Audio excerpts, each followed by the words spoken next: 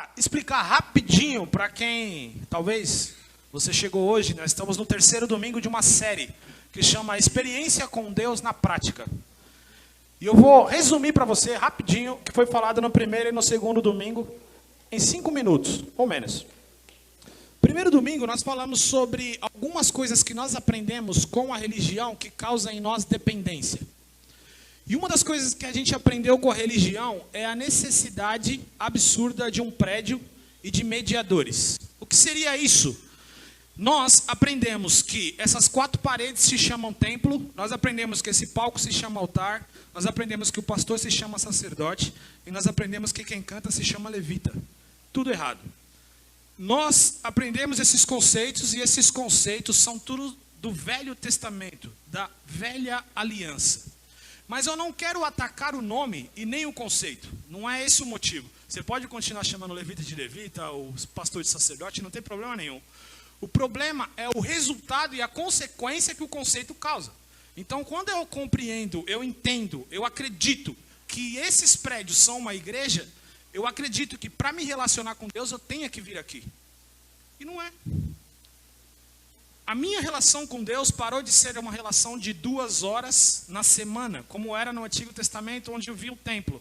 A minha relação com Deus é 24 horas. A maneira que eu trato minha esposa é a minha adoração a Deus. A maneira que eu cuido dos meus filhos é a minha adoração a Deus. A maneira que eu trabalho é a minha adoração a Deus. A maneira que eu ajudo o pobre no farol é a minha adoração a Deus. Tava bom o som, não precisa mexer não. Então, nossa relação com Deus não tem mais a ver com um local e nem com a dependência de alguém, de um mediador. Alguém que vai falar adora, alguém que vai falar faça, alguém que vai falar isso e aquilo. Tem problema a pessoa fazer isso? Não. O problema é eu acreditar que eu preciso que ela faça para que eu faça algo. Quem depende não cresce. Fala comigo, quem depende não cresce. Esse é o grande problema. O problema do conceito é que ele causa uma dependência. E quando causa uma dependência, eu acredito que eu preciso disso para viver, para crescer. E não. O segredo é, para que serve o culto, gente? O culto serve para que nós, que já temos uma vida com Deus, que já adoramos a Deus 24 horas por dia, que já pregamos o evangelho para o perdido, que já temos o nosso momento de oração, que já temos o nosso momento de meditação da palavra, nós nos juntamos para transbordar mais. É isso. Nós temos que tirar o conceito de que vamos ouvir a palavra da semana. O domingo o pastor vai falar a palavra da semana para que eu sobreviva o resto da semana. Essa mentalidade é a mentalidade do sacerdote. Eu preciso que o sacerdote libere uma bênção sobre mim. Toda bênção foi liberada na cruz, sobre mim e sobre você. Eu continuo respeitando meu pastor? Sim. Honrando meu pastor? Sim. Tendo um pastor? Sim.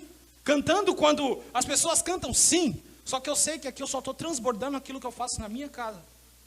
Nas minhas 24 horas por dia. No meu trabalho. No meu trato com as pessoas. Na minha relação com as pessoas. Então, nós destruímos aos poucos essa dependência. E aí novamente falamos. Quer dizer que eu não vou mais ao prédio? Quer dizer que eu não vou mais cantar quando alguém manda cantar? Não. Quer dizer que eu não dependo. Quando eles falam, eu continuo fazendo. Quando o pastor está aqui, hoje se nós formos falar no conceito da Velha Aliança, o nosso sacerdote não está aqui. Certo? Então, hoje todos nós somos sacerdotes, todos nós nos achegamos a Deus, todos nós falamos com Deus, todos nós temos a mesma autoridade perante a Deus. Seu pastor não tem mais autoridade que você. Eu que estou aqui pregando, ou quem está cantando, não tem mais autoridade sobre você. Uma autoridade sobre você, ou mais autoridade que você. Todos em Cristo somos iguais. O que muda é, Abner, você tem o dom de ensino, o que muda é a minha função. Um tem um dom de pastor, o que muda é a função. Um canta, o que muda é a função. Eu tenho mais autoridade que você? Não. Você, quando você creu em Cristo, você passou a ter a mesma autoridade que eu sobre os demônios. A mesma. Porque nós somos justificados em Cristo. Então esse foi o assunto do primeiro domingo. O assunto do segundo domingo foi que nós aprendemos o evangelho pela metade quando se fala de pecados. Nós aprendemos que Jesus Cristo nos perdoou de todos os pecados, e isso é maravilhoso. Mas existe uma continuação mais poderosa, que é, ele nos perdoou e nos livrou do poder do pecado. Muitas pessoas vivem com problemas com pornografia, problemas com homossexualidade, problemas com drogas, problemas com depressão, e elas acreditam que elas vão viver isso para sempre, até Jesus voltar. Não, eu vou viver até Jesus voltar com isso. Não.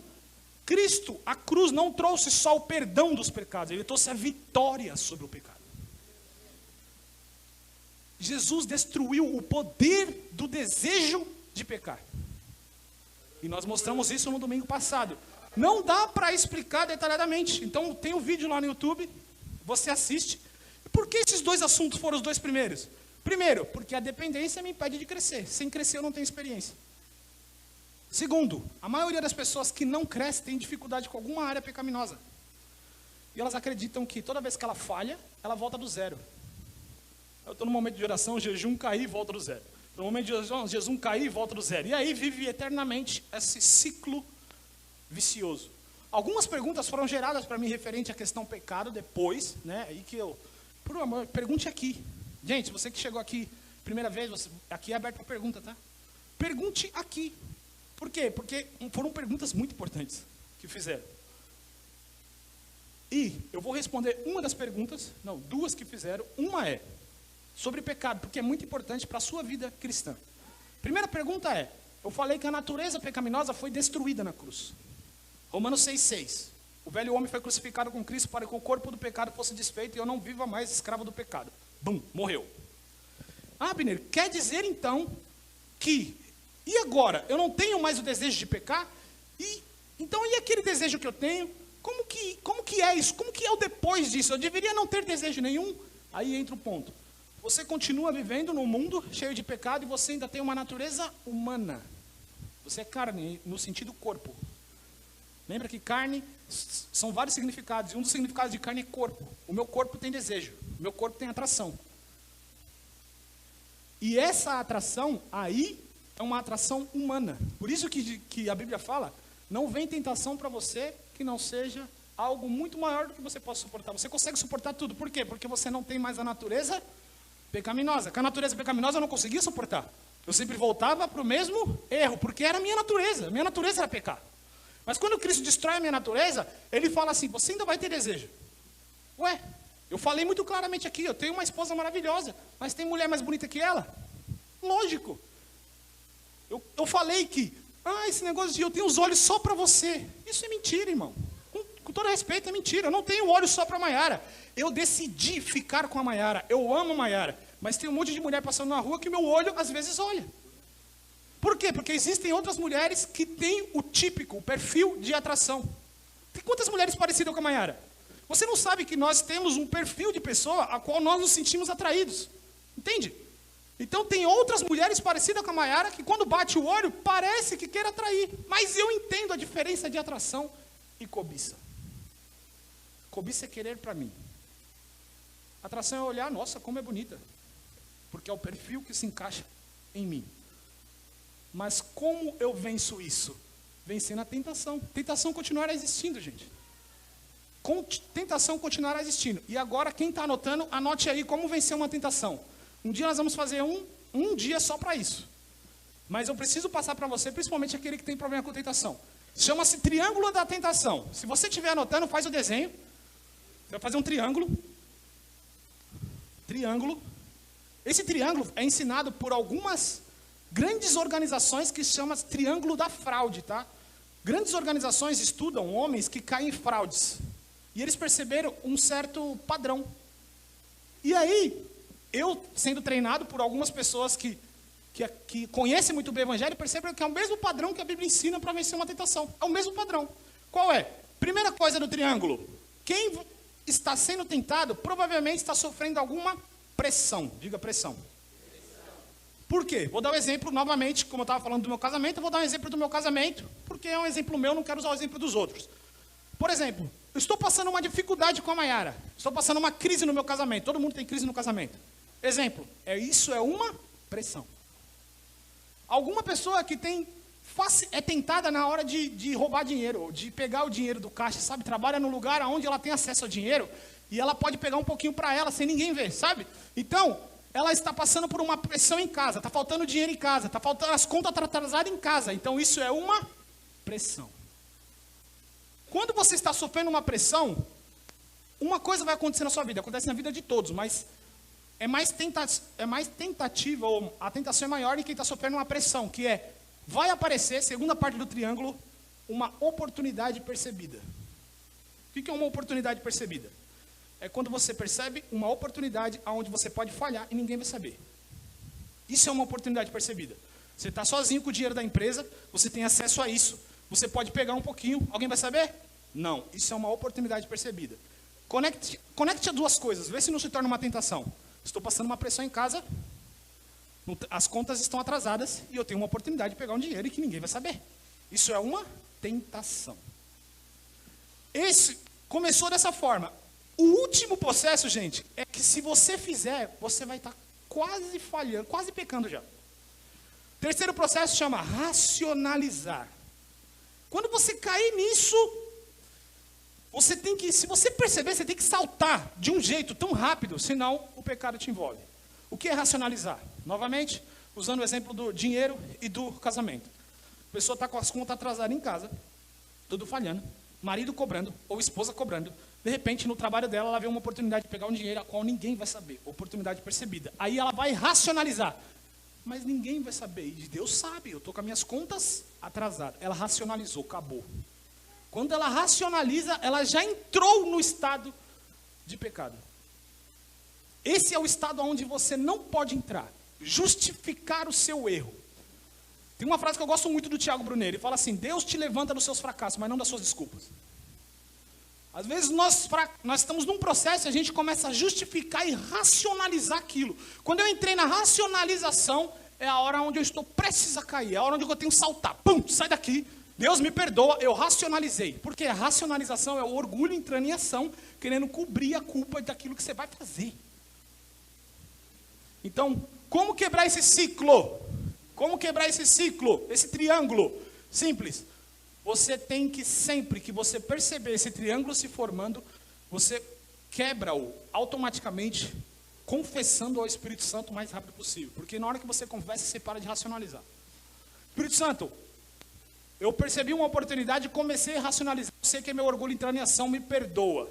E se possível, melhor ainda, é você ter alguém para prestar conta.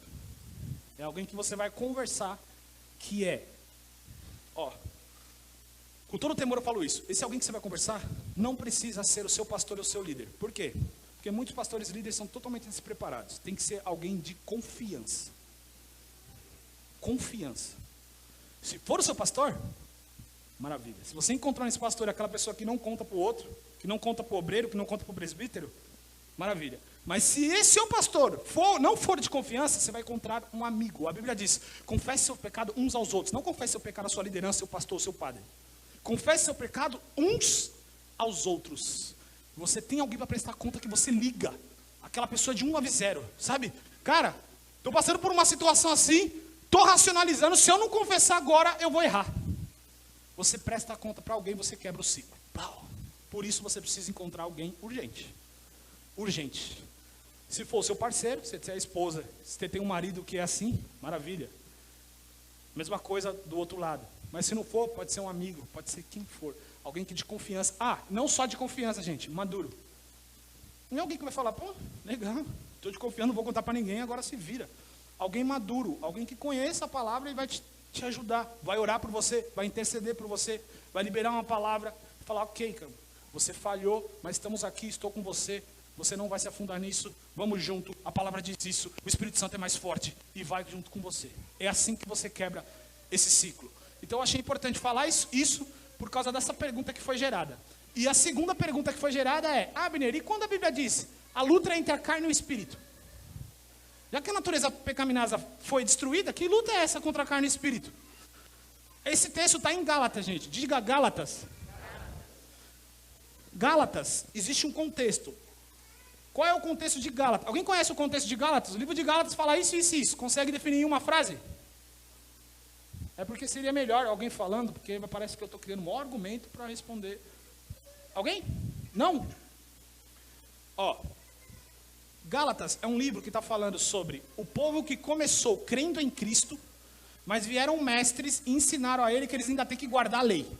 Então eles falaram assim, eles falavam assim, você tem que crer em Cristo, mas você tem que guardar o sábado. Você tem que crer em Cristo, mas você tem que circuncidar. Então, o que quer dizer isso? Esforço próprio, esforço humano. Crer em Cristo só não é o suficiente. Você ainda tem que se esforçar. Esforço humano para ser salvo. Trazendo para o contexto de hoje, o que seria? Você tem que crer em Cristo, mas se você não for na igreja 2 domingos seguidos, você está desviado. Então você tem que crer em Cristo, mas você tem que vir à igreja, você tem que se batizar, você tem que jejuar toda semana, você tem que orar, senão você não será salvo. Então, crer em Cristo não é o suficiente, eu preciso fazer coisas. Paulo falou o seguinte: quem os enfeitiçou a ponto de vocês começarem na fé e voltar para o esforço próprio? Certo? Então, o que é essa luta contra a carne e o espírito, gente? É a luta entre deixar o espírito trabalhar em você e você querer fazer por conta própria.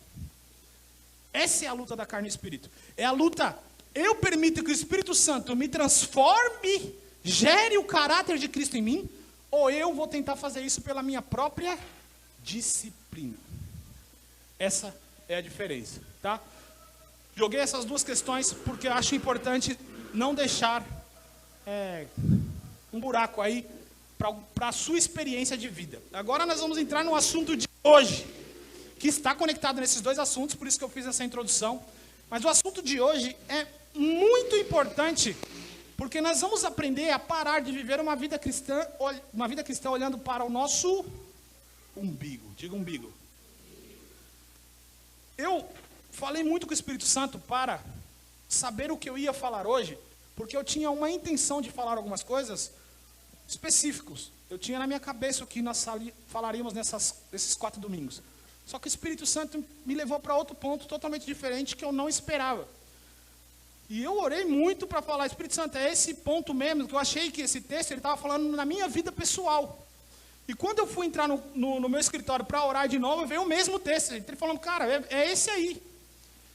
E depois eu fui conectar, para mim ele não tinha nenhum sentido com aquilo que eu estava falando. Depois eu falei: nossa, faz total sentido. Isso é uma pancada dentro de mim, porque se eu não perceber o sentido, olha como ruim eu estou. E qual é esse sentido, gente? Existem pessoas indo para o inferno.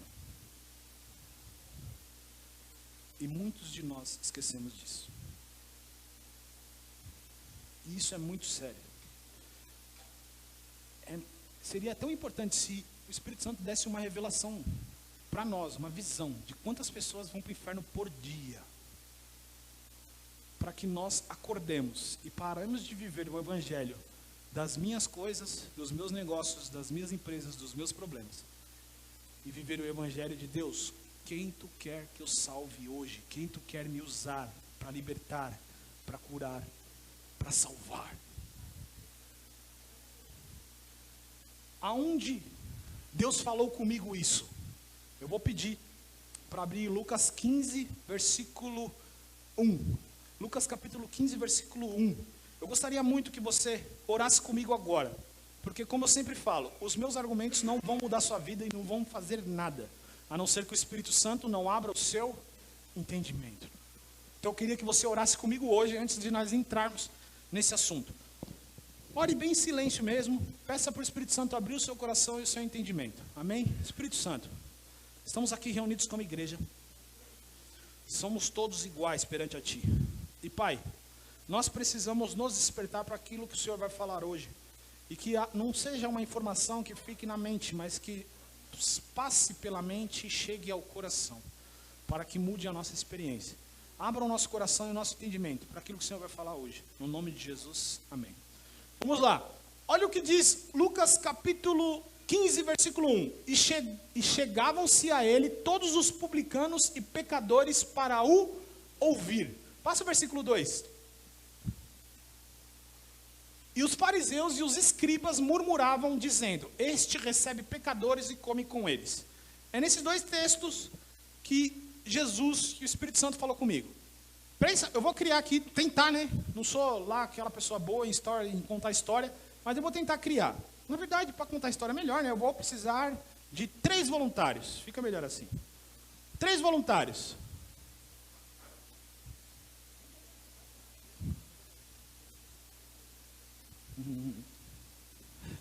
Aí, ó. Pode subir, falta só. Já veio. Boa, show. Fica aqui, menino. Pode ficar. Isso, fica ali, fica ali, fica ali, fica ali. Ó, esses 3 voluntários vão representar 3 tipos de pessoas que está no texto. A Bíblia fala o seguinte: os publicanos e pecadores vieram para ouvir Jesus. E os fariseus e os escribas estavam o criticando. Certo? Então são 3 categorias. Primeira categoria, deixa eu ver quem vai ser. A melhor categoria, quem vai ser? Você. Qual é o seu nome? Adriana. Adriana vai ser Jesus. Ela vai representar o Evangelho. Tá? Jesus representa o Evangelho real nessa história. A Aline vai ser os publicanos e pecadores. Tá? Ela vai representar os perdidos. E o André vai ser os fariseus, que representa a religião. O texto fala de Jesus sentado, comendo com publicanos e pecadores. E os fariseus estavam o criticando. Só para você entender, fariseus e escriba. O que é escriba? É o mestre da lei, aquele que conhecia a lei, detalhe por detalhe. E ele fazia parte dos fariseus. Os fariseus e os mestres da lei é uma pessoa só. Os publicanos e os pecadores. Quem eram publicanos, gente? Eram cobradores de impostos. Os cobradores de impostos, pensa o seguinte: você faz de conta que você, faz de conta não, acho que você é, né, brasileiro, e alguém, alguma nação coloniza a gente e oprime. E eles contratam brasileiros para cobrar imposto dos próprios brasileiros. Imagina, todo mundo ia odiar esses brasileiros. Cara, vocês estão sendo usados pela nação para cobrar a gente. Esses eram os publicanos. Os publicanos eram odiados pelos judeus porque eles eram judeus e cobravam imposto dos próprios judeus. Só que eles eram gananciosos, avarentos, eles extorquiam o dinheiro. Então, além disso, eles tinham uma certa mão leve. Sabe, caixa 2, a mão leve? Então, esses eram os publicanos. Eles eram de má fama. Diga, má fama. Isso é muito importante. Jesus sentava com pessoas de má fama. E os outros eram os pecadores, o que envolve prostitutas, envolve pessoas que caíam em adultério, envolve pessoas que eram viciadas em álcool da época, envolve tudo isso. Pecadores, até está escrito na NVI, está em aspas assim, ó, porque é uma categoria imensa de pessoas. E a Adriana é Jesus, o Evangelho. Tá? Ficou claro aqui? É só para criar o desenho na sua cabeça, tá? Agora vocês já estão liberados, muito obrigado, vocês já criaram o desenho na cabeça deles. Valeu, muito obrigado. Agora, olha que louco.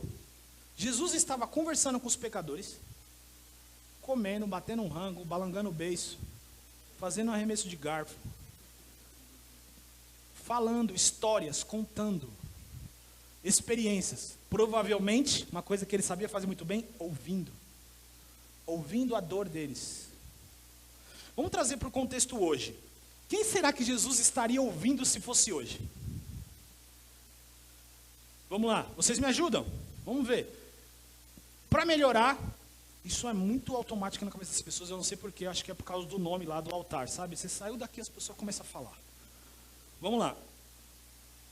Eu vou citar um, você cita outro, vocês citam outros. Acredito que se fosse hoje, Jesus estaria sentado com a galera LGBTQIA+. Seja qual for, o LG, o B, o T, o QI ou o A+. Quem vocês acham que são outras pessoas que Jesus estaria sentado conversando normalmente hoje? Drogados. Sim, os pecadores, mas tenta dar uma categoria para esses pecadores. Funkeiro. Político. Os publicanos. Na hora que eu falei dos publicanos, eu já sabia. Eu também, para mim, eram os políticos. Os publicanos é os... Quem? Presidiários, drogados. Mas quem? Prostitutas, transexuais, travestis. Mas quem? Traficantes. O hospital. Com certeza, no hospital acho que Jesus ia fazer uma festa no hospital. Você percebe que Jesus, se a gente olhar pecadores, nós vemos Jesus sentado com toda essa galera trocando ideia, conversando. Você está lá no shopping, Jesus sentado, daqui a pouco chega uma pessoa que tem corpo de homem, mas um jeito totalmente afeminado. Você acha que Jesus ia excluir? Ia abraçar, sentar e conversar. Seja qual fosse o problema, Jesus ia abraçar, sentar e conversar. E os fariseus, que representam a religião, seja ela qual for, evangélica, católica, espírita, seja qual for. Eu vou falar de evangélica católica porque a maioria aqui, acho que a maioria, eu falo maioria que pode ter um ou outro que é católico, mas a maioria aqui é evangélico, protestante, reformado, luterano. Os montes de nome que a gente dá. Só esquece o verdadeiro, o Filho de Deus. Essas pessoas criticando Jesus. É claro que aconteceria da mesma forma. Não todos, lógico, não generalizando. Mas os ortodoxos, cristãos formais, estariam, quem é você? Sentado. Quem é aquele sentado com aquele travesti, ou com aquele drogado, ou com aquele criminoso? E ainda enche a boca para falar criminoso. Quem é aquele ali sentado? E é muito claro ver isso ainda hoje. A religião, entenda uma coisa, o evangelho acolhe, o evangelho recebe, o evangelho ama, o evangelho abraça. A religião exclui, resiste, critica. Abner, algumas pessoas pensam assim, eu sei que está surgindo esses argumentos no seu coração, mas Abner, eu recebo, por exemplo, um criminoso falando para ele que ele tem que continuar no crime, eu recebo um homossexual falando que ele pode continuar à vontade. Eu falei isso? Não, mas automaticamente isso vem na nossa cabeça. Porque é algo que foi colocado no nosso coração. Entenda uma coisa. Jesus conta 3 histórias. 3 parábolas Jesus conta para afetar tanto os perdidos quanto os religiosos. E eu vou contar essa história para você. Nós não vamos ler, eu vou contar essa história para você. Um pastor estava caminhando, ele ia contar, havia um pastor caminhando com 100 ovelhas. E uma ovelha se perde, e o pastor deixa as 99 para ir atrás da uma que se perdeu. Ele encontra essa ovelha, coloca ela nos ombros e vem feliz. Faz o churrascão em casa, pega o boi mais top dele, corta, assa e se alegra. Aí Jesus fala assim, ó, da mesma forma que o pastor se alegrou, o céu se alegra quando um pecador se arrepende. E ainda fala assim, ó, se alegra mais com uma vida que se arrepende do que 99 justos. Isso aqui é muito importante, depois eu vou explicar o porquê, que eu enfatizei. Segunda história é a história da dracma perdida, de uma moeda valiosa perdida. A mulher tinha 10 moedas, imagine moeda de ouro, mais valiosa, uns bitcoin. Se tivesse os bitcoin, não tem. Os bitcoins é só digital, né? Mas se tivesse os bitcoins, seria 10 bitcoins. E quanto está um bitcoin? Quem sabe? Quanto? 110 mil. 10 bitcoin. Mais de 1 milhão, irmão. Ela perde 1 bitcoin. O que ela faz? Pega a lanterna. Cadê o bitcoin? E sai atrás do bitcoin. Ela deixa as 99 moedas e vai atrás do bitcoin perdido. Ela encontra o bitcoin, chama a galera toda e fala assim, vamos festejar porque eu encontrei meu bitcoin.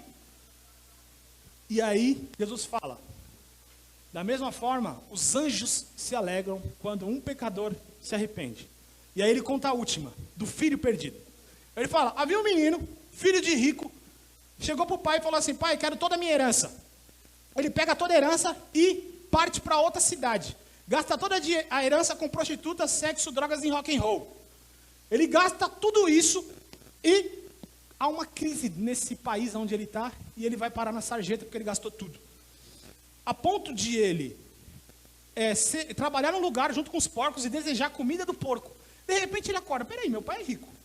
O cara tem mais de 1000 funcionários. Funcionário tem almoço, janta, café da manhã e eu estou aqui comendo comida de porco. Vou voltar para o meu pai e vou trabalhar para ele.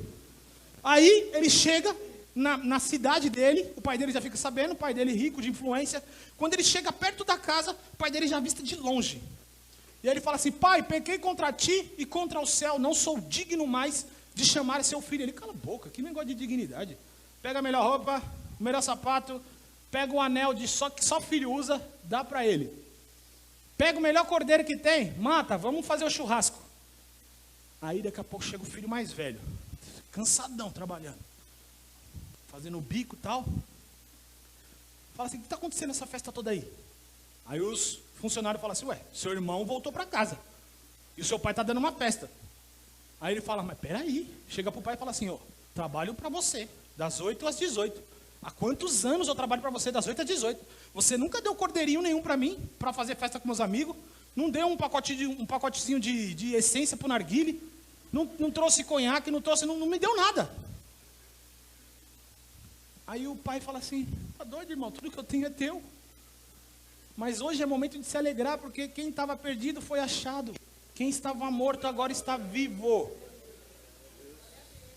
Ele encontrou essas 3 histórias, junto com os pecadores e com os fariseus. E o que nós podemos aprender sobre essas 3 histórias? O que tem em comum entre elas? O que tem em comum é, Deus ama o perdido, Ele busca o perdido. Ele se compadece pelo perdido, Ele se coloca no lugar do perdido. Deus ama o ateu, Deus ama quem não crê nele. Deus ama quem odeia Ele. Deus ama quem está na depressão do seu quarto escuro agora, neste momento.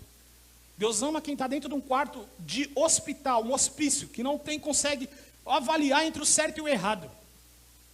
Deus ama quem está afundado nas drogas. Deus ama a prostituta. Deus ama o travesti, o transexual. Deus ama quem tem desejos homossexuais. Deus ama quem tem desejo de trair sua esposa.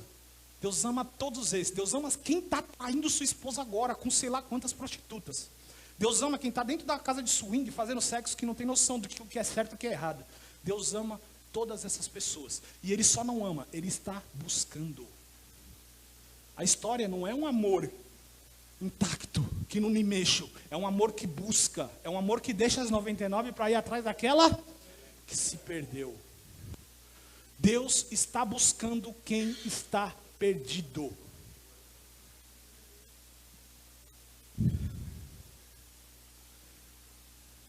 A religião, por não conseguir lidar com quem está perdido, não tem informação, ela exclui.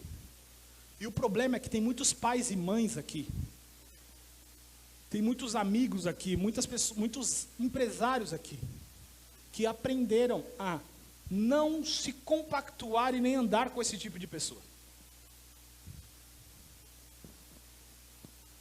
Jesus, ele veio para quê? Mostrar o coração de Deus. Ninguém viu Deus. Se alguém falar que viu Deus, é muito lindo a gente falar, eu só quero ver você. Mas Jesus falou, ninguém viu Deus. Mas ele veio por quê? Porque ele, como homem, era o coração de Deus. Como a gente sabe o que Deus pensa? Olha para como Jesus age. Ou para como agiu. Se a gente olha essa história, era muito claro. Ele sentava com pecadores e publicanos. O que ele faria hoje? Ele andaria com eles, ele sentaria com eles. Ele conversaria com eles. Ele aceitaria eles. Eu quero dizer para você hoje, principalmente hoje, não existe uma série hoje que não tenha um casal homossexual. Não existe um filme hoje que não tenha.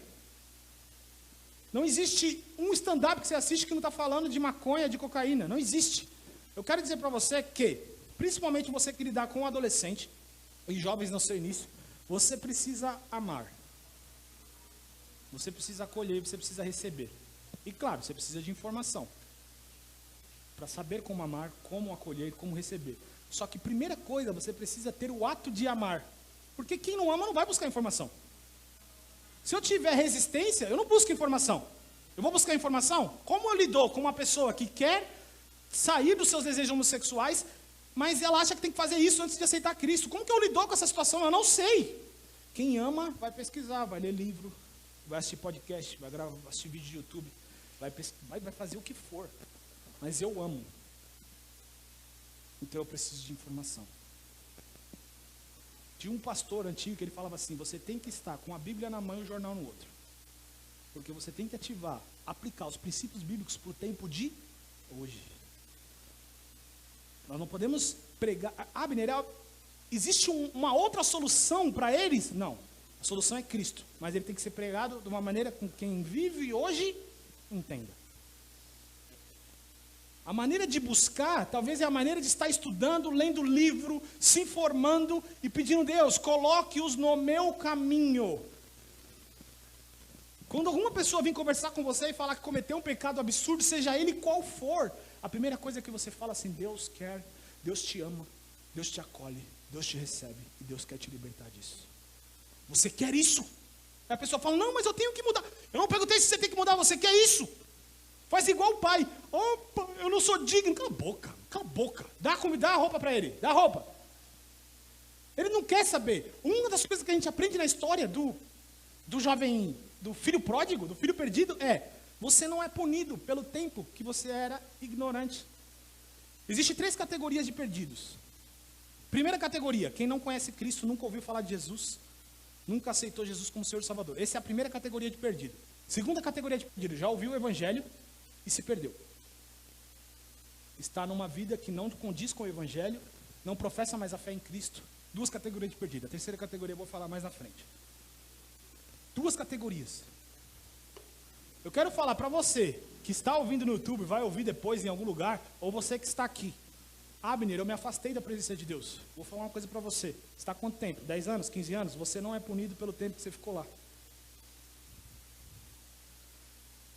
O pai puniu o filho que quando voltou? Eu não sou digno, eu quero trabalhar como seu funcionário. Não, que funcionário? Você é meu filho. Dá a roupa para ele, dá o anel para ele. Pega o carneiro, vamos alegrar. Toda punição está em Cristo. Então o que essa pessoa vai sofrer? Está tudo fácil assim, Abner? Ela vai sofrer as consequências dela, das ações dela. Toda ação tem consequência. Mas Deus não tem punição sobre ninguém nessa terra. Toda punição foi há 2000 anos atrás na cruz.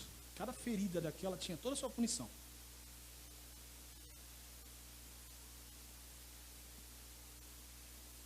Agora, beleza, o que tem em comum nas 3 histórias? Deus ama, Deus busca, Deus ama quem não crê nele, Deus se compadece, Deus se coloca no lugar. A religião critica, acusa, exclui. Ok, é o que está em comum. O filho mais velho, gente, representa a religião. O filho mais velho lá do... Mas peraí, mano, como assim? Ele é pecador, eu estou aqui, eu estou servindo. A religião fala, eu estou servindo, eu estou fazendo, eu estou cantando, eu toco baixo, eu toco teclado, eu prego, eu faço teologia. A religião, ela foca naquilo que ela faz. Eu faço para Deus. E por isso eles não têm misericórdia. Jesus falou isso o tempo todo para ele. Ai, se você soubesse que Deus deseja sacrifício e não misericórdia. Ao contrário, que Deus deseja misericórdia e não sacrifício. Misericórdia. Misericórdia. Quando você olha para um perdido jogado na rua, aquele literalmente pinguço, sabe, que ninguém... porcaria, ó. Jesus olharia com misericórdia. A quantos passos ele está do inferno? Se um carro pegar ele, é o inferno. Jesus olharia com misericórdia. Ele choraria por aquela pessoa, porque ela vive aonde? Na ignorância.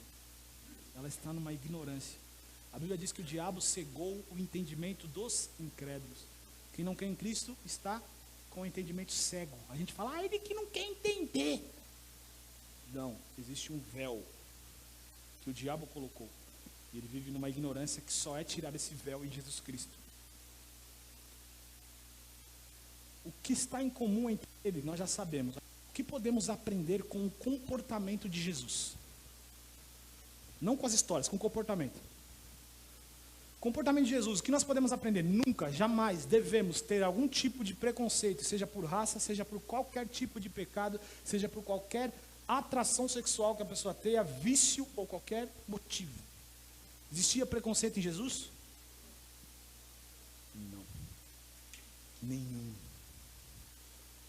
Nenhum. Jesus se sentava com os pecadores. Jesus ensinava com os pecadores. Jesus comia com os pecadores, bebia com os pecadores. Ele foi chamado de amigo de pecadores, comilão e beberrão. Jesus estava sentado com eles. Jesus, presta atenção nisso. Jesus não criticou a escuridão, ele acendeu a luz. Nós criticamos a escuridão, mas a Bíblia diz que nós somos luz. Eu posso entrar em qualquer lugar, eu sou luz. Quando eu estiver lá, eu sou luz. E como nós somos luz? Amando. Presta atenção nessa outra frase que Deus falou comigo. Eu falei, meu Deus, sobre mim, lógico, mas serve para você. Jesus era tão santo que ele atraía os pecadores. O fariseu acreditava que é santo. E para ser santo, ele tinha que excluir o pecador. Jesus era tão santo que ele atraía os pecadores. A Bíblia diz que os pecadores iam para os lugares para ouvi-lo. As pessoas queriam ouvir Jesus. Os pecadores, aqueles que nós excluímos, as pessoas queriam ouvir ele. Elas iam aonde Jesus estava. Então Jesus sentava, Jesus conversava, Jesus tinha comunhão. Jesus, um ponto importante, esse é extremamente importante, porque para você aplicar na sua vida nessa semana. Jesus não criticava o pecado deles, Jesus mostrava o caminho certo. Jesus não criticava a ação deles, Jesus agia como eles deveriam agir. O exemplo arrasta. O exemplo arrasta. As pessoas olhavam para Jesus e elas queriam ser como ele. Ele irradiava amor, ele irradiava algo diferente, onde as pessoas queriam sentar. E as pessoas percebiam essa diferença. Como? É muito claro, ele fala assim, ele fala diferente dos fariseus, parece que ele tem autoridade naquilo que ele fala. Porque ele vivia aquilo que ele falava. E como podemos aplicar isso na nossa vida? Eu vou contar uma história e aí eu vou abrir para perguntas e para nós conversarmos juntos. Como nós vamos aplicar na nossa vida isso? Uma história de João 4, não precisa abrir. Quem conhece a história da mulher samaritana? Agora eu já peguei, eu bebo ela depois. Quem conhece a mulher samaritana? A história da mulher samaritana? Conhece, não conhece? Vou falar rapidamente. Uma mulher naquela época, um homem, para os mais ortodoxos, um homem que era visto conversando com uma mulher sozinha, a mulher poderia decretar divórcio, só de conversar sozinho com uma mulher. Samaritana, pensa comigo, gente. Samaritana, primeiramente, ela era mulher, que naquela cultura, mulher era visto como algo menor. Para muitos deles, não para todos, tá? Principalmente para Jesus. Mas não é um assunto para agora. Primeiro, ela era mulher, visto como algo inferior, a ponto de um homem não poder nem conversar com uma mulher sozinho. Segundo, ela era samaritana. Os judeus não conversavam com os samaritanos, eles se odiavam. A ponto de, quando o judeu passava perto de Samaria, ele tinha que se desviar, senão ele poderia morrer, espancado. Terceiro, ela era uma pecadora. Ela fala, já tive 5 maridos, estou com o 6º. E não é meu marido. Na contexto dele, extremamente pecadora. Certo? Jesus, ele rompeu todas essas barreiras para encontrar aquela mulher. Todas. E Jesus tinha intenção, ele estava indo para Samaria. Ele foi naquele poço. Ele procurou, ele estava buscando a ovelha perdida, ele estava buscando a moeda perdida. Ele foi lá, naquele lugar. O judeu poderia ser, qualquer judeu teria saído. Não, ele foi lá, é lá que eu preciso, porque lá vai ter uma mulher assim, assim, assim, assim. E agora, olha que história importante. Aquela mulher saiu de pecadora para missionária. Em um encontro com Jesus. Ela foi para dentro da cidade, o que ela fez? Começou a falar para todo mundo sobre Jesus. Tem um homem lá que fala tudo o que eu fiz. Tem um homem lá que sabe tudo o que eu fiz. Tem um homem lá, quem sabe ele não é o Messias? Quem sabe ele não é o Messias? Quem sabe ele não é o Messias? E um monte de gente começou a vir para ouvir Jesus. E todos eles creram em Jesus.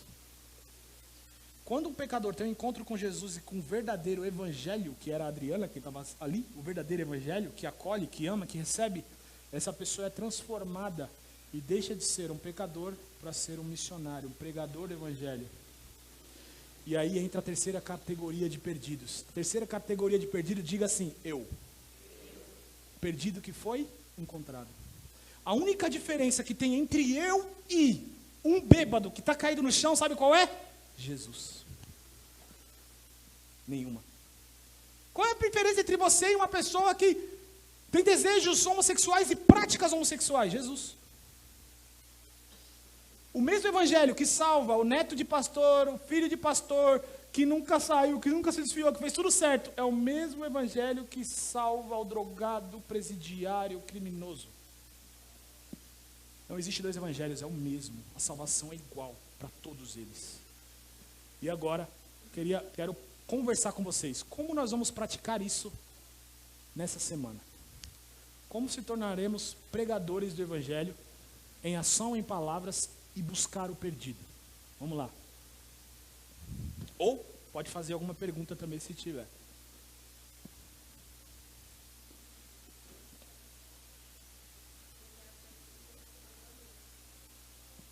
Olhar para pessoas com mais amor. Perfeito. Mas de que forma? Ou alguém tem tipo uma circunstância, às vezes que é mais prática ainda. Ó, tem uma circunstância assim, assim, assim na minha vida, eu sei que a partir de agora eu tenho que fazer isso, isso, isso. Tem? A sua situação. Como? Votar com consciência. Maravilha. Votar com consciência, extremamente importante. O que mais? Pode ser pergunta também, tá, gente? Sobre o assunto. Eu não tenho problema com silêncio, vou ficar até vocês falar.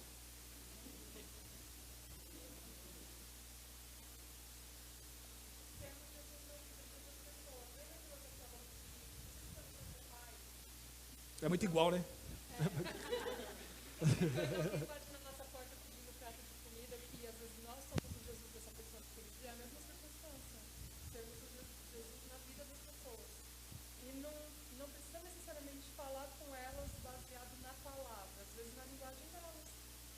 Perfeito, que foi o que Jesus fez. Jesus não pregou nenhum mandamento da lei, ele contou a história da ovelha perdida. Isso que a Aline falou é extremamente importante. Às vezes nós aprendemos que pregar o evangelho é falar da Bíblia. A pessoa vem aqui, não, porque Jesus está na Bíblia, versículo tal, tal, tal. Só não quer saber disso não, mano.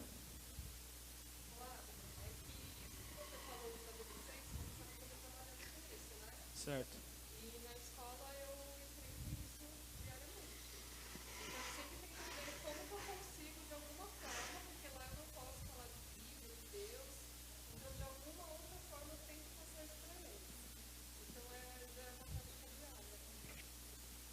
Perfeito. Como pregar o evangelho sem falar a Bíblia? Ó, já saiu um monte aqui, ó. A vida, agindo, falar da sua história, o que Deus fez na sua vida. É claro que alguns têm história chata, é normal. Tipo, Deus não tem uma coisa que você fala assim, nossa, minha vida mudou. Eu falo isso porque o cara que eu ouço hoje, até aconselho vocês a seguirem, que é o David Hiker. Ele é um pastor que fala sobre sexualidade. Fala muito sobre LGBTQIA+. Tem cursos, tudo. E sexualidade no geral, adultério, pornografia, toda essa coisa.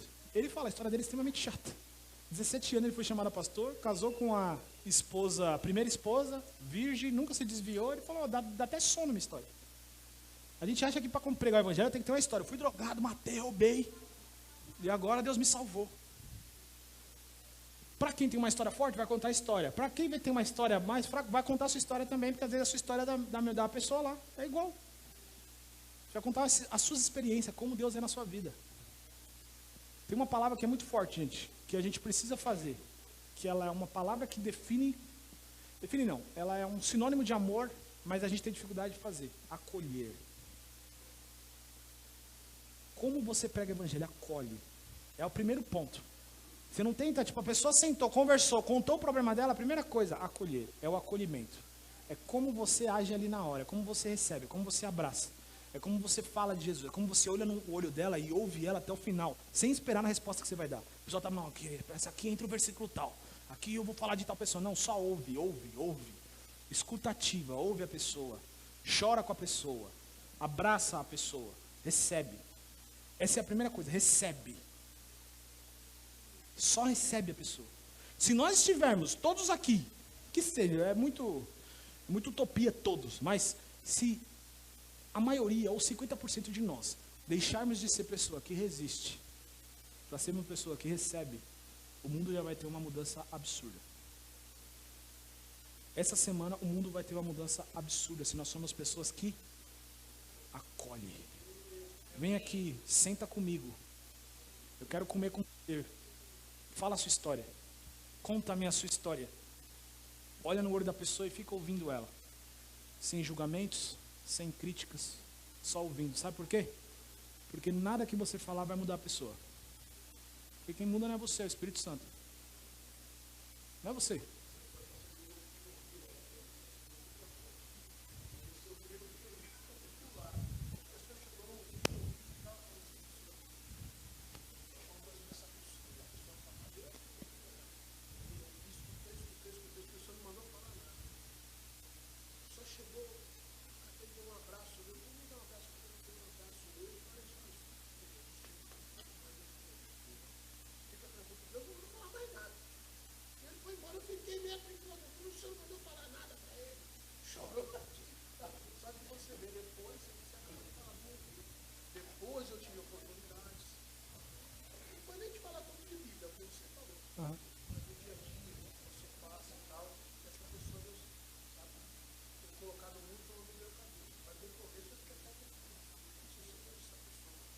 Não me dá nenhuma palavra de conhecimento.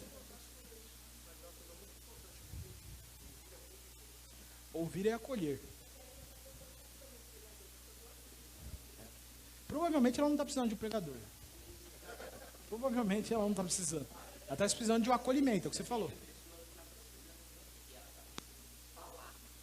Sim. Falar, contar. Às vezes é assim, ó. Sentar com a pessoa e falar assim, cara, entenda uma coisa. Senta com a pessoa e fala assim, entenda uma coisa.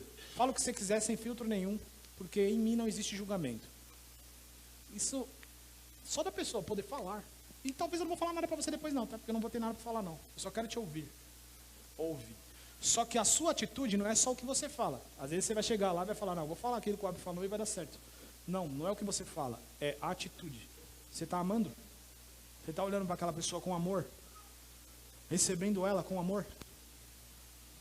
Fala isso com amor. Provavelmente alguém aqui, ó, provavelmente alguém aqui já se encontrou com uma pessoa alguma vez que ela exala amor. Pensa numa pessoa que você recebeu um abraço, sentou para conversar, e essa pessoa nossa, essa pessoa tem uma coisa diferente, parece que ela me ama sem eu fazer nada. Alguém já teve essa experiência? Quem já teve, levanta a mão aqui, por favor. A pessoa precisou falar alguma coisa? Ela não precisou. Ela não precisou. Entenda uma coisa, que, Abner, e se eu tiver uma oportunidade, veio aqui agora, se eu tiver uma oportunidade só com essa pessoa, ela precisa sair da prática dela, Abner? Precisa. Mas e se eu tenho uma oportunidade só? Eu vou falar do Evangelho, vou falar de Jesus e não vou falar que ela tem que mudar? Na minha opinião, não. A não ser que ela abra esse espaço. Abner, então o que eu faço? Sabe o que você faz? Prega o Evangelho, compra um caderno de intercessão, coloca o nome dela e vai para o joelho. Acabou. Todo dia você está lá intercedendo pela pessoa. Espírito Santo, eu preguei o Evangelho para essa pessoa, ela aceitou Jesus. Mas eu sei que ela precisa ser transformada. E eu estou aqui me colocando na brecha por ela.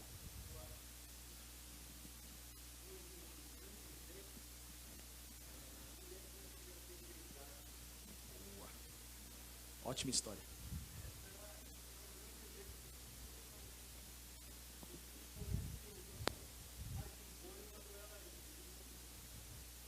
Jesus, ele falou só uma frase, né, sobre a conduta dela, e só falou uma coisa: vai e não peques mais. Mas essa história foi uma das que eu li para preparar o que eu vou falar hoje.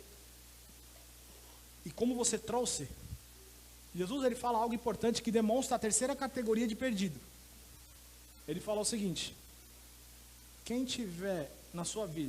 tiver na sua vida algum comportamento que não agrada a Deus, que não condiz com aquilo que Deus diz, pode tacar, se você não tem nenhum. Se todo o seu comportamento diz aquilo que Deus diz, que agrada a Deus, pode tacar aí. Eu usei uma outra linguagem para pecado, porque pecado ele é muito complicado falar o que é pecado, porque as pessoas lá entendem certas coisas. Alguma coisa para a pessoa, pecado é beber, fumar e fazer sexo antes do casamento. Pecado é muito além disso. A Bíblia diz, se você tiver a oportunidade de fazer o bem e não fizer, é pecado. A Bíblia diz que se você fizer algo, em dúvida é pecado. Como assim, Abel? Tudo que não provém da fé é pecado. Pecado é muito além. Por isso que Jesus justificou. Jesus, quando ele justificou, sabe o que ele fez? Presta muita atenção nisso. Já falei várias vezes, mas o segredo da educação é repetição. Jesus perdoou os seus pecados passados, presentes e futuros. Você peca todo dia. Se Jesus tivesse perdoado só o que você fez, você estava perdido. Tem pecado que você comete que você nem sabe. O maior pecado que existe é o orgulho. Todos nós, a maioria, somos arrogantes e orgulhosos. Então, quando a gente olha para uma pessoa que está cometendo um pecado que na nossa concepção é grande, Jesus fala o seguinte, cara, tira a trave do teu olho. O meu pecado pequenininho, que na minha concepção é pequenininho, fere a santidade de Deus tanto quanto o pecado daquela pessoa que para você é extremamente grande. Pergunta, gente. Boa.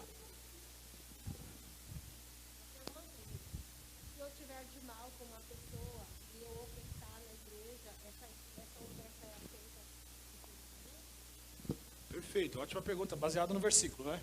Se você tiver problema com alguém, vai e converse, senão a oferta não vai ser aceita.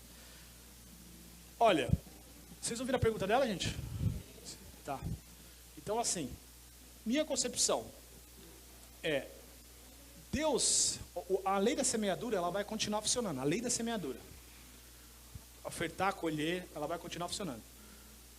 O que a Bíblia diz é, o conceito que a Bíblia diz é, o que importa é a motivação do seu coração. Isso aqui é muito importante, porque se você está com um problema com alguém, pai, mãe, amigo, conflito, seja qual for ele, você está ferindo o maior princípio.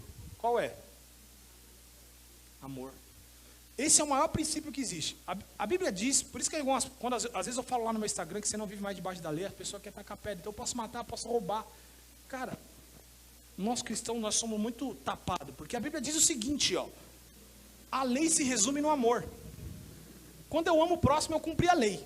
Então, o problema aí é, se você está com um problema com alguém, você está ferindo o princípio do amor. E por isso que entra um conflito da sua relação com Deus, não a relação de Deus com você. Mas a sua relação com Deus, ela fica num conflito mesmo, porque você, mas Ele que fez para comigo, foi Ele que me feriu. O amor de Deus não me põe em condições. Eu perdoo Ele porque Cristo me perdoou, não porque Ele merece perdão. Aí vem a misericórdia. Então, na minha concepção, não tem essa questão de Deus não aceitar, porque você já é justificado em Cristo. Cristo você foi justificado, acabou. Esse texto, quando disseram esse texto, que foi o próprio Jesus, ele ainda não tinha morrido nem ressuscitado. Então, a velha aliança ainda estava ativa. A velha aliança era baseada no meu comportamento. Se eu faço algo, eu sou abençoado. Se eu não faço, eu sou amaldiçoado. A velha aliança. Na nova aliança não é mais baseada no que eu faço, porque Cristo morreu, ressuscitou e me justificou.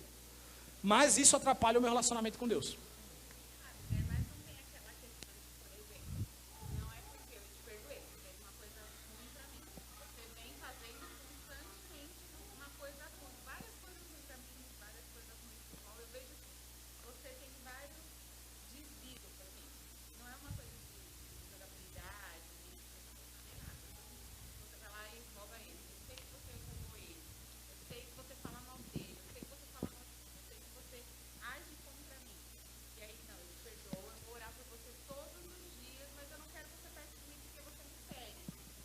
Sim.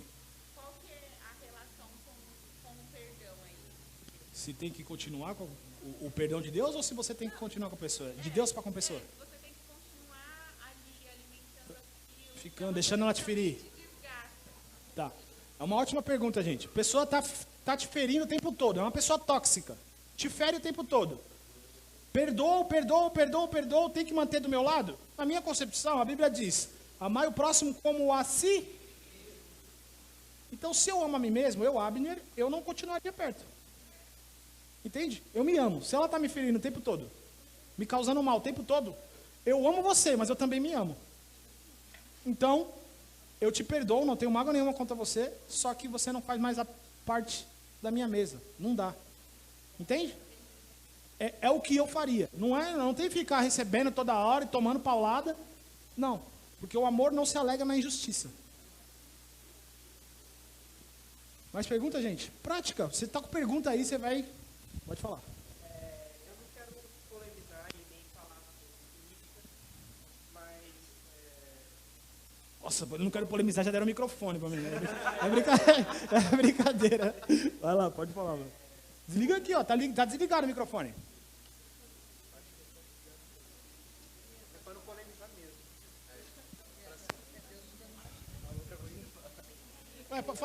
Fala. Depois eu repito. Quando a gente vê candidatos, que fala sobre exterminar as minorias, seriam as populações LGBTQIA+, os pobres, e a gente vê uma horda de cristãos que o seguem, né?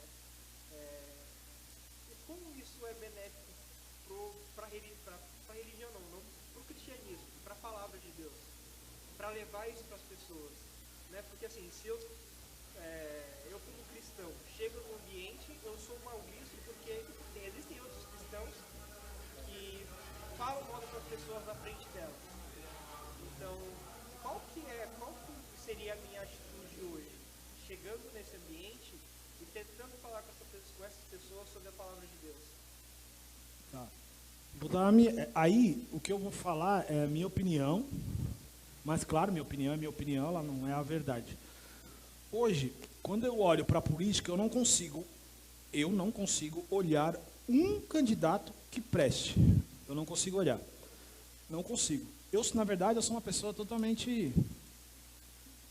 Com política, eu acho que ela não vai mudar nada na vida de ninguém. Mas, eu sei que eu preciso de informação. Então, eu leio algumas informações. O que eu preciso entender, o que essa pessoa está falando. Por exemplo, às vezes a pessoa fala... Nós falamos coisas, eu mesmo, falo coisas o tempo todo, que depois essas coisas não condizem com aquilo que eu sou. Principalmente, eu sou uma pessoa que tem um temperamento meio colérico, às vezes eu sou meio grosso. Só que não condiz com o que eu sou. Eu falei aquilo, mas aquilo não condiz com o que eu sou. Para eu estudar um candidato, eu preciso estudar a fundo. Não só o que ele diz, mas quem ele é, na essência. Eu preciso estudar. Essa é a maneira correta de fazer. Agora, se esse candidato, ele é uma pessoa que fala para exterminar isso, aquilo, outro, ele não condiz com meus princípios, o ideal é, se ele não condiz com meus princípios, que deveriam ser cristãos, meus princípios, o ideal é eu não votar nele. Aí não tem dúvida. O ideal é votar em quem condiz com meus princípios. Certo? Esse é o certo da política. Para isso eu preciso estudar, para isso eu saber quem é a pessoa. Então, é prejudicial para o cristianismo? Extremamente. Ter uma pessoa que fala que vai exterminar alguém é extremamente prejudicial, porque o cristianismo não prega isso. O problema é, eu não vejo ninguém hoje com os princípios cristãos na política. Esse é o grande problema. Então, na minha opinião, Abner, eu voto em alguém para outro não ser candidato. É simplesmente isso, porque eu não encontro ninguém ali que tenham princípios cristãos. Então, eu olho estrategicamente. Essa pessoa aqui, eu sei que vai destruir o país. Na minha visão, Abner. Não cito nomes. Para mim, essa pessoa vai destruir o país. Eu vou votar na outra. Porque se eu votar nulo, provavelmente meu voto vai para ele. O nulo vai por quem está ganhando. Certo? Então, eu voto no outro. É simplesmente isso. Porque eu não consigo olhar um deputado, presidente, seja o que for, com princípios cristãos. Claro que eu não estudei todos. Mas a gente pode estudar, se falar de presidente, tem 2 que vai bater. Não adianta. Não adianta falar, vou votar no fulano lá. São 2 que estão lá. Eu não vejo um deles que tenha princípio cristão. O que eu faço? Eu voto naquele que eu acho que é menos prejudicial. Simples assim. Mas eu não visto camisa dele. Não falo dele em lugar nenhum. Meu voto é secreto. Eu não sou pessoa de influenciar você a votar. Só tem uma coisa, e eu acho totalmente errado colocar político dentro de igreja para falar. Eu acho totalmente errado. Sabe o que a Bíblia fala para nós fazer com os políticos? Orar. Ore para quem está lá nos lugares de autoridade, para que a nossa vida seja pacífica. Então, seja aquele que eu acredite que é o menos pior, ou seja o pior que vai ser, o que eu vou fazer? Orar por ele. Interceder por ele. É a única coisa que eu acho que nós temos que ensinar as pessoas. Orem e intercedam para os grandes políticos. E estudem. E tirem suas próprias conclusões. Certo? Legal? Vamos para a conclusão, então. Vocês têm poucas perguntas. Eu acho que vocês têm mais, mas vocês não falam. Então, conclusão é, pessoal. Boa, mais uma pergunta. Tá tempo, tá tempo. Vamos lá.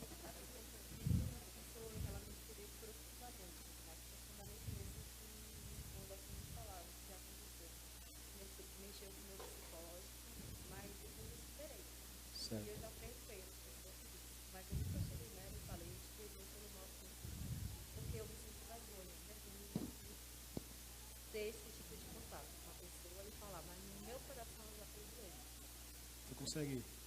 Ó, a pergunta é importante, gente. A pessoa feriu ela profundamente e a ponto de ela nem querer citar o que é. Então foi profundamente. Então provavelmente acho que todo mundo aqui já foi ferido em algum momento na vida. Ela perdoou essa pessoa no coração dela, mas ela não foi lá falar com a pessoa e pedir perdão para ela ou perdoar ela pelo que ela fez. Porque ela acha que não, ela sente vergonha até de fazer esse comportamento, até de criar isso. Qual deveria ser a ação? Talvez essa é a pergunta, né? Isso é certo, isso é errado, o que eu faço nesse processo todo? Então eu acredito assim, eu vou te fazer uma pergunta. Você consegue imaginar, eu vou falar, você vai imaginar, essa pessoa sendo muito abençoada, prosperando, seja lá o que ela for fazer, e não gerar nenhuma certa de algo mal dentro de você? Consegue. Ok. Essa é uma pergunta que eu faço por quê? Porque nós não queremos que a pessoa que nos fez mal prospere. A não ser que nós perdoamos. Então eu fiz isso. Já pedi para Deus fazer coisas boas na vida dela, para que ela não cometa mais esse erro. Eu que não cometa mais esse erro. Perfeito. Então ela perdoou claramente. Agora, depois do perdão, gente, tem a reparação. A Bíblia fala, não usa essa palavra, mas reparação é eu resolver a questão daquilo que eu fiz, certo? Só que você fez algo?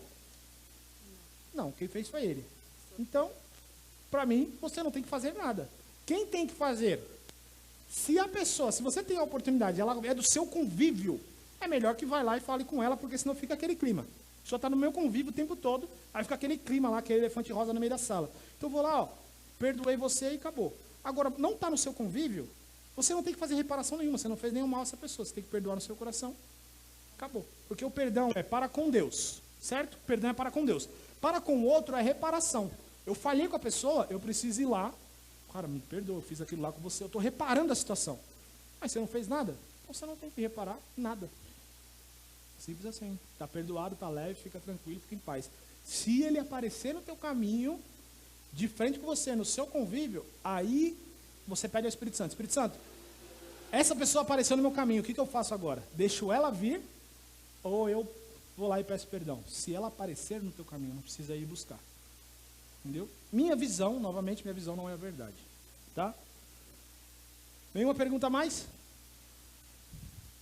Quem nasceu em lar estruturado ou não recebeu o amor suficiente e ela acha que ela não sabe amar, como que ela vai buscar esse amor?